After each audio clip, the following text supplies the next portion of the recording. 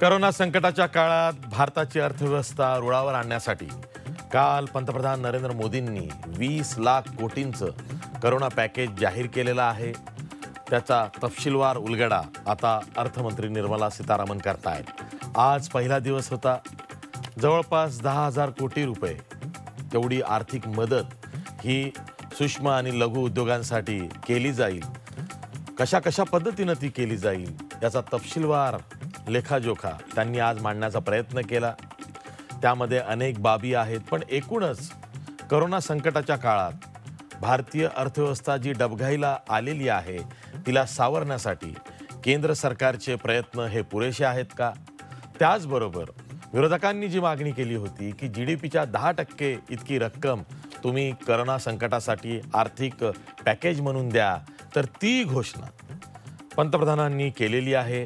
त्यावरती आता विरोधकांचं काय म्हणणं आहे हे आपण जाणून घेत आहोत। आपल्या सोबत राज्याचे माजी मुख्यमंत्री आणि काँग्रेसचे ज्येष्ठ नेते पृथ्वीराज चव्हाण आहेत। सर, जी 24 तासमध्ये तुमचं स्वागत आहे। सर्वात आधी तुमचं अभिनंदन, कारण तुम्ही ही मागणी रेटून धरली होती की जीडीपीच्या 10% जवळपास 21 लाख कोटी रुपयांचं पॅकेज जाहीर करण्याची ही वेळ आहे। फार वेळ न दवडता हे पॅकेज जाहीर करावं। कदाचित तुमचं ऐकलं असं म्हणावं लागेल। पंतप्रधान नरेंद्र मोदींनी तशी घोषणा केली आहे।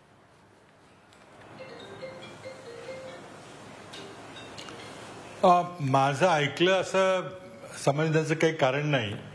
मला वाटतं की प्रत्येक ज्याला थोडंसं अर्थव्यवस्थेबद्दल काही कळतं, तर मी काही मला फार कळतं असं म्हणणार नाही, पण जे काही थोडंसं अनुभव आत्तापर्यंत आहे त्यावर आम्ही काही अंदाज बांधले होते की आज जी भयानक परिस्थिती, न भूतो न भविष्यती परिस्थिती देशाच्या अर्थव्यवस्थेमध्ये निर्माण झालेली आहे, त्याला जर त्यातून आपल्याला देशाला बाहेर काढायचं असेल, देशाची अर्थव्यवस्था वाचवायची असेल, तर या प्रमाणामध्ये आपल्याला जीडीपीच्या 10%, जे माझ्या हिशोबाने ती रक्कम 21 लाख कोटी होती, पण 20 लाख असली तरी काही हरकत नाही, कारण एक्झॅक्टली आपली जीडीपी किंवा अर्थव्यवस्था आकार किती आहे हे प्रत्येकाची व्याख्या वेगवेगळी आहे। मी जी व्याख्या घेतली होती ती आंतरराष्ट्रीय नाणेनिधीने जे भारताची अर्थव्यवस्था ही $2.8 ट्रिलियन आहे असं म्हटलं, तर त्याचे 10% म्हणजे 280 बिलियन असा आकडा काढला होता। परंतु कालच मी पंतप्रधानांच्या घोषणेचं स्वागत केलं की आपण एक ह्या संकटाचं गांभीर्य आपल्याला लक्षात आलेलं आहे, ही एक आनंदाची गोष्ट आहे। आता आपण प्रश्न समजला तर उत्तर शोधणं सोपं पडतं, त्यामुळे आपल्याला कदाचित गांभीर्य कळलेलं आहे ना, आता आपण मार्ग शोधायचा प्रयत्न करूया। अर्थात हे सगळं पॅकेज काही एका दिवसात जाहीर होणार नाही हे आम्हाला माहिती आहे। आजची निर्मला सीतारामन यांची घोषणा ही पहिली घोषणा होती, पण ती जी घोषणा आणि त्यांनी ज्या गोष्टींना प्राधान्य दिलं त्यावरून माझी भयंकर घोर निराशा झालेली आहे। म्हणजे एक तर त्यांना म्हणजे त्या खरं म्हणजे ह्या संकटाला सामोरं जाण्याकरता ते कमी पडतायत हे माझं पहिल्यापासून मत होतं, आता ते अगदी निश्चित झालेलं आहे। बऱ्याचशा घोषणा काय आहेत, तर इन्कम टॅक्सचं रिटर्न भरण्याच्या तारखा वाढवून दिलेल्या आहेत। म्हणजे काय उपकार केले का तुम्ही?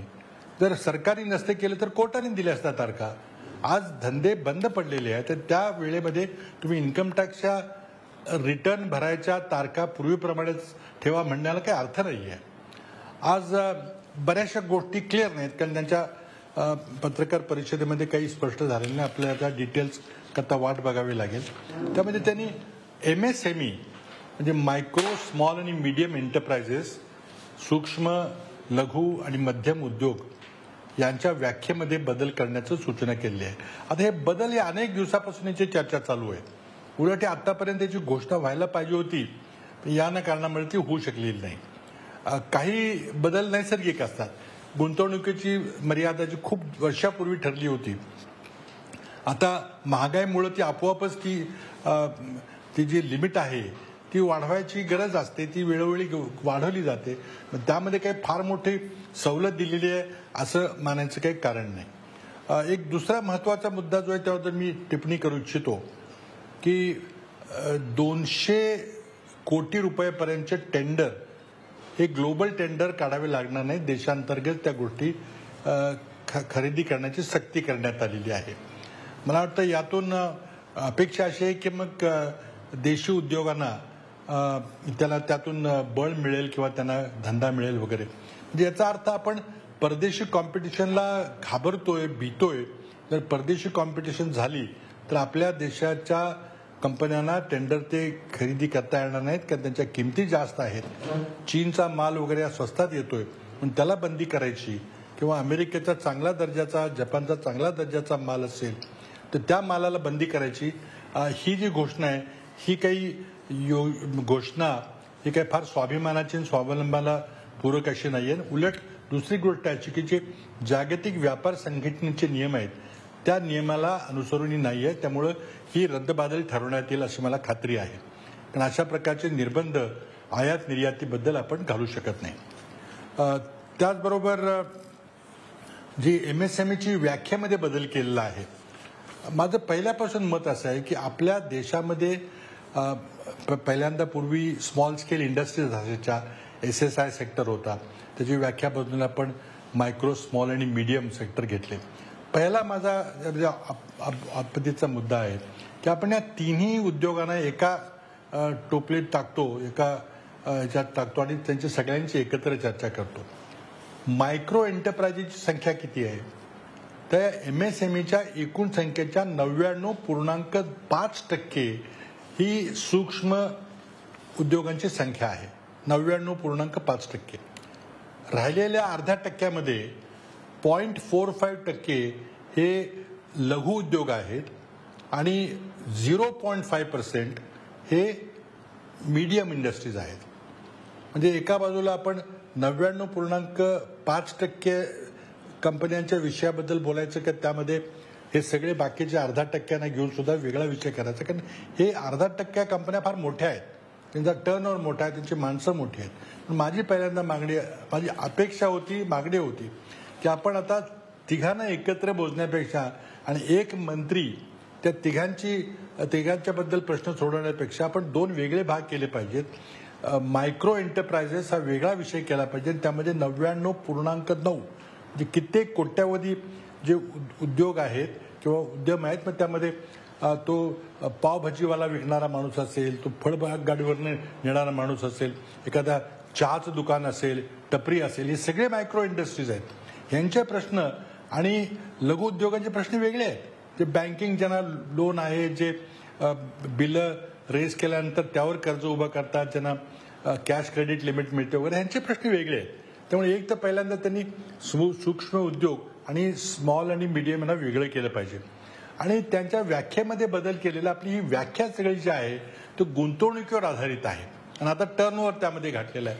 पण परदेशामध्ये, इतर देशामध्ये एम्प्लॉयमेंट इलॅस्टिसिटीवर, म्हणजे आपण किती गुंतवणूक केली म्हणजे किती रोजगार होतो त्या अनुषंगाने सवलती दिल्या जातात. आणि ज्या उद्योगामध्ये कमी गुंतवणुकीमध्ये जास्त रोजगार निर्माण होतो त्यांना जास्त सवलती दिल्या जातात. त्यामुळे आपण रोजगाराबद्दल अजिबात विचार केलाय, तो विचार करण्याची गरज आहे. आता फंड्स जो निर्माण केलेला आहे त्याची व्याप्ती काय आहे? तर यामध्ये ज्या अडचणीत आलेले उद्योग आहेत त्यांचे कदाचित पुन्हा आपल्या पायावर उभे राहू शकतात, त्या उद्योगांना काही कर्ज देण्याची तरतूद आहे. माझा पहिल्यापासून मुद्दा असा आहे की आपण जेव्हा 20 लाख कोटीचं पॅकेजची चर्चा करतो, ते 20 लाख कोटी रुपये हे उद्योगांच्याकडं, मालकांच्याकडं, शेतकऱ्यांच्याकडं, मायग्रंट लेबरच्या खिशात आले पाहिजे. तुम्ही पहिल्यांदा हे पैसे उद्योजकांना द्या, त्यांना सांगा की तुम्ही आता त्या रोजगारांचे पैसे द्या, त्यांना पगार द्या. आणि शेवटी पैसे हे रोजगाराचे पैसे हे कर्मचाऱ्यांच्या खिशात पोहोचले पाहिजे, त्यांची क्रयशक्ती वाढली पाहिजे, त्यांना एक आत्मविश्वास निर्माण झाला पाहिजे की आपला जो कारखाना आहे, आपली जी कंपनी आहे ती आपल्याला नोकरी देईल. एक वाईट दिवस निघून गेले, कोरोना निघून गेले की आपण पुन्हा नियमितप्रमाणे कामावर जाऊ शकू, हा विश्वास निर्माण झाला पाहिजे. आता तुम्ही काय केलं? कर्ज दिले. 3, 4, 5 महिने त्या उद्योगांनी एक पैशाचा धंदा केलेला नाही. त्यांना बँकेची कर्ज भागवायची, त्यांना बँकेचे हप्ते भरायचे, व्याज भरायचे, नोकऱ्यांचे पगार द्यायचे, वीज बिल आहे, मिनिमम चार्जेस आहेत, हे सगळं आहे. आणि तुम्ही आता सांगता की नाही तुम्हाला उद्योगाच्या विस्ताराकरता मी पैसे देऊ. मुळात आपण लक्षात घेतलं पाहिजे की सर्व जागतिक अंदाज जे आहेत, भारताची अर्थव्यवस्था आणि जगातल्या बहुतेक सर्व देशांची अर्थव्यवस्था संकुचित पावणार आहेत. म्हणजे ते 0% देखील वाढ होणार नाही असे अंदाज आहेत. भारताची अर्थव्यवस्था देखील आकुंचित पावेल, ती काही त्याची वाढ होणार नाही. मग आता तुम्ही इंडस्ट्रीचं एक्सपॅन्शन व्हायचा प्रश्नच कुठं आहे यावर्षी? मला वाटतं इंडस्ट्रीला जिवंत राहण्याकरता मदत केली पाहिजे. तुम्ही एक्सपॅन्शन बोलताय, वाढ करायचं बोलताय, त्यांच्या एक्सपेन्शन करता आम्ही नवीन कर्ज देऊ. कर्जाचा विषय नाही आहे, कर्जाचा विषय वेगळा आहे. आरबीआय त्याच्याबद्दल काही निकष लावेल.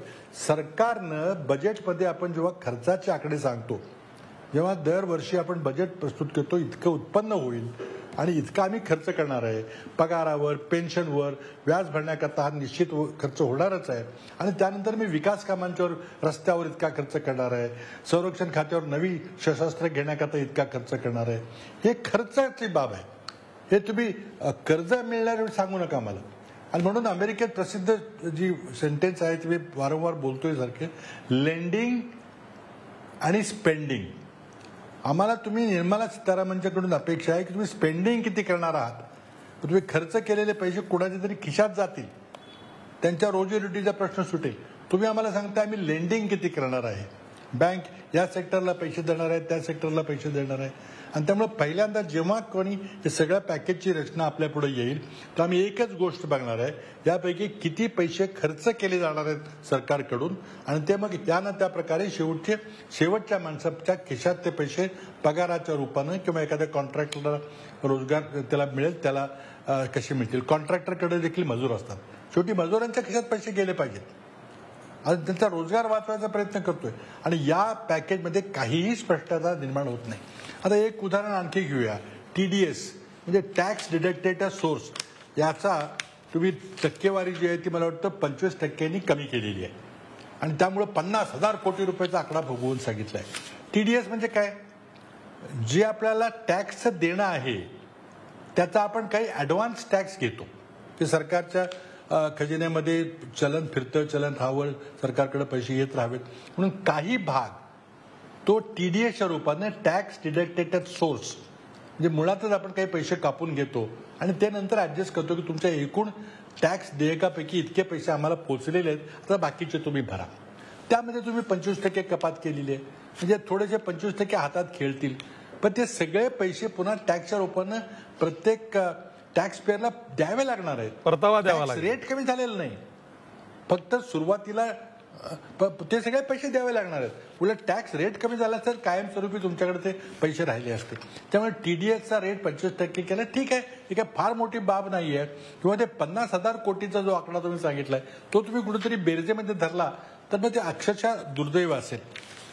तुम्ही तारखा वाढवून दिल्यात, टॅक्स कधी भरायचं, आता त्या तुम्ही नसता वाढवलं तर कोर्टाने वाढवून दिल्या असत्या.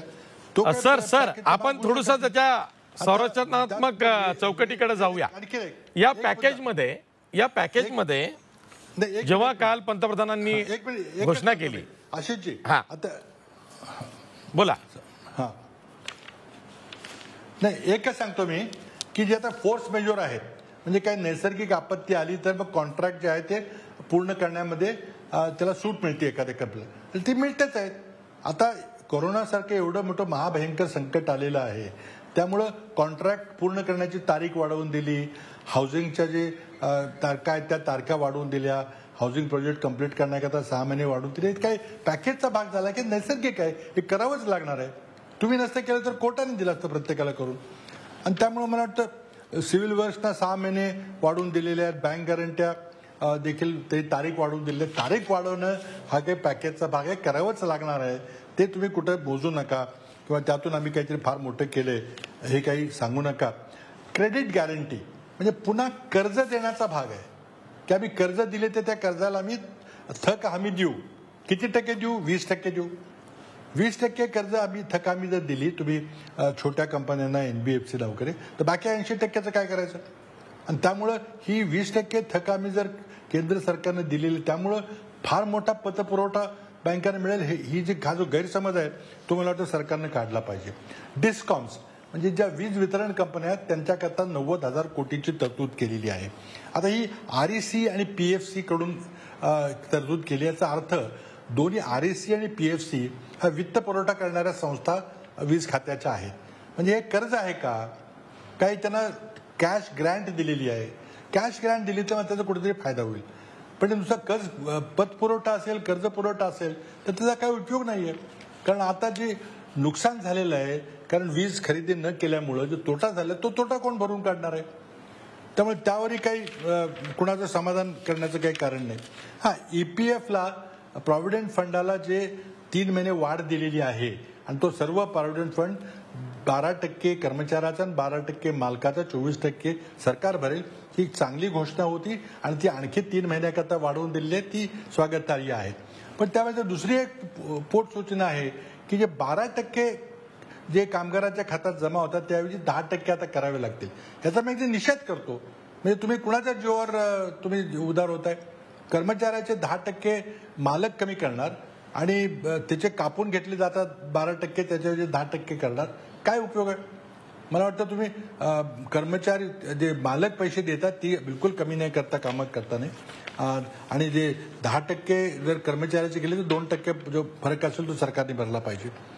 त्याचबरोबर पुढच्या 45 दिवसापर्यंत जे देणी आहेत सेंट्रल पब्लिक सेक्टर युनिट्सची, म्हणजे सार्वजनिक उद्योग जे सरकारचे आहेत, त्यांनी खाजगी कंपन्यांची जे देणी लागतात ते कधी वेळेवर कधी देत नाहीत पैसे. आपल्याला माहिती आहे. अर्थात निर्मला सीतारामन कंपन्या कशा चालवतात, उद्योगधंदे कसे चालतात हे काही स्वतः माहिती नाही. आणि त्यामुळं आपण कित्येक कायदे केले की लघु उद्योगांचे पैसे जे केंद्र सरकारच्या कंपन्या अडवून ठेवतात किंवा मोठ्या कंपन्या अडवून ठेवतात, 6-6 महिने वर्षभर पैसे देत नाहीत आणि त्यांना जे क्रेडिट मिळतं ती क्रेडिट हे मोठ्या कंपन्या वापरतात एका दृष्टीनं त्यांचे पैसे न दिल्यामुळं. आणि त्यामुळं कॅश फ्लोमध्ये खूप अडचण होती लघु उद्योगांना. त्याकरता एक कायदा केला होता की लघु उद्योगांचे पैसे वेळेवर दिले पाहिजेत. पण कुणी कोर्टात जात नाही, कारण कोणाविरुद्ध कोर्टात जायचं? ज्या माणसाला माल सप्लाय करायचा आहे, ज्या कंपनीला माल सप्लाय करायचा आहे त्याच्या विरुद्ध त्यांनी वेळेवर पैसे दिले नाहीत म्हणून कंपन्या कधी कोर्टात जातील का? ते जात नाही. त्यामुळे तो कायदा फेल झाला. आता तुम्ही काय म्हणताय की हे सगळे पैसे आम्ही 45 दिवसामध्ये द्यायला बाध्य करू.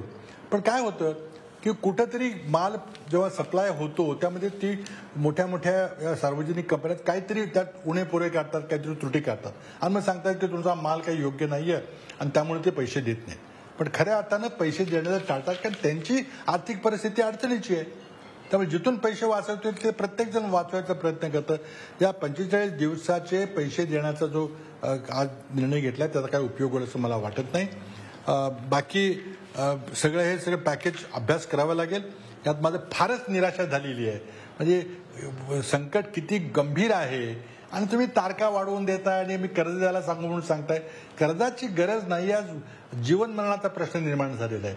हे उद्योग मरणोपांत परिस्थितीमध्ये आलेले आहेत. रोजगार ठेवता येईल का नाही याची खात्री नाही आहे. त्यांच्या हातात रोख तुम्ही पैसे दिले पाहिजेत. अमेरिकेने गेल्या आठवड्याभरापूर्वी 10 दिवसापूर्वी त्यांच्या पार्लमेंटनी, त्यांच्या सेनेटनी विशेष कायदा करून जवळजवळ $850 बिलियन म्हणजे जवळजवळ 60 लाख कोटी रुपये फक्त लघु उद्योजकांना त्यांच्या कर्मचाऱ्यांचे पगार देण्याकरता दिलेले आहेत. कर्ज नाही, त्यांना थेट मदत दिलेली आहे की तुम्ही नोकरांचे पगार द्या म्हणून. अर्थात ते पगार त्यांनी थेट कर्मचाऱ्यांना देण्याऐवजी मालकांच्या करवी ते पैसे दिले जातात जाणार आहेत. आणि त्याकरता या लघु कंपन्यांना किंवा छोट्या स्मॉल बिझनेसेसना अर्ज करायला सांगितलं होतं की तुम्ही तुमचा बॅलन्स शीट दाखवा, तुम्ही तुमच्या कर्मचाऱ्यावर किती खर्च केला ते दाखवा आणि त्याच्या प्रमाणात आम्ही तुम्हाला पैसे देऊ. तशा प्रकारची अपेक्षा होती ती काही झालेली नाही. आज कंपन्या असतील, MSMEs असतील, लघु उद्योग असतील, मोठे उद्योग असतील, त्यांना कर्मचाऱ्याचे पगार देण्याकरता पैसे नाही. 2-3 महिने त्यांची काही चूक नसताना कारखाने बंद पडलेले आहेत. त्यांचे सगळे मीटर चालू आहे.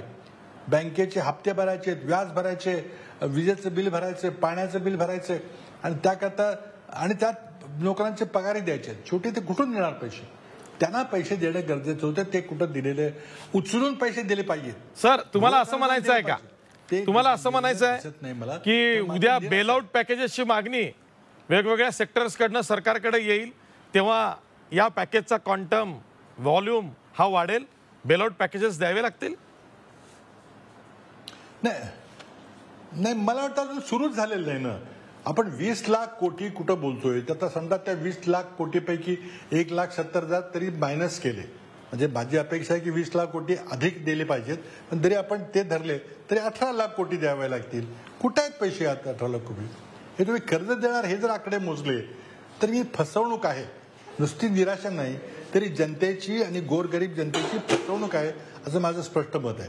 सर, आपण हे आत्मनिर्भर भारत अभियान अंतर्गत 20 लाख कोटींचं पॅकेज देताना पंतप्रधान असं म्हणाले की देर आर 4 Ls, की जे 4 पिलर्स ऑफ सेल्फ रिलायन्स असं त्यांचं वाक्य आहे. त्यामध्ये लेबर असेल म्हणजे जमीन, लँड असेल म्हणजे जमीन, लेबर असेल म्हणजे रोजगार, लिक्विडिटी ज्याला आपण मराठीत रोखता म्हणतो, आणि लॉज नियम, या 4 बाबींवरती हे पॅकेज निर्भर आहे आणि त्यातून मग आपण भारताला आत्मनिर्भर करणार आहोत. अगदी थोडक्यात उत्तर द्या. काय आहे की प्रत्येक भाषणामध्ये कुठला तरी जुमला पंतप्रधानांना लागतो. आता या भाषणामधला जुमला आत्मनिर्भरतेचा आहे. मला सांगा की 1947 ज्या ज्या पंतप्रधानांनी किंवा ज्या ज्या अर्थमंत्र्यांनी देशाची अर्थव्यवस्था चालवली होती, कोण म्हटलं होतं की आम्ही आत्मनिर्भर होणार नाही? प्रत्येकाची अपेक्षा असते आपण आत्मनिर्भर झालं पाहिजे, पण सगळ्या बाबतीत आपण होऊ शकत नाही. आज 85% कच्चं तेल आपल्याला आयात करावं लागतं. आपण कच्च्या तेलाच्या बाबतीत आत्मनिर्भर होणार आहे का? आपण गाड्या चालवायच्या थांबवणार आणि सायकलवर सगळी अर्थव्यवस्था चालवणार आहे? असं होत नाही. अर्थव्यवस्थेची आत्मनिर्भरतेची व्याख्या काय आहे की सगळ्या गोष्टी मी स्वतः करणार आणि आपल्याला एक इकॉनॉमिक आयलंड करणार, एक आर्थिक बेट तयार करणार, असा अर्थव्यवस्था आत्मनिर्भरतेचा अर्थ नाही आहे. आत्मव्यवस्थेचा आजचा अर्थ जो आहे की माझ्या मनगडात इतकी ताकद असली पाहिजे की जे सोयीस्करपणे मी करीन, प्रॉफिटेबिलिटी करीन, कमी खर्चात जे करीन ते मी उत्पादन करेन, जे करू शकणार नाही ते बाहेरून विकत घेईन, कारण माझ्या खजिन्यामध्ये पैसे आहेत, माझ्या मनगडात ताकद आहे, मी कुठून पाहिजे तिथून जी पाहिजे ती वस्तू विकत येईन. जी परिस्थिती 1991 मध्ये नव्हती. आपल्याला अक्षरशः सोनं गहाण टाकावं लागलं होतं.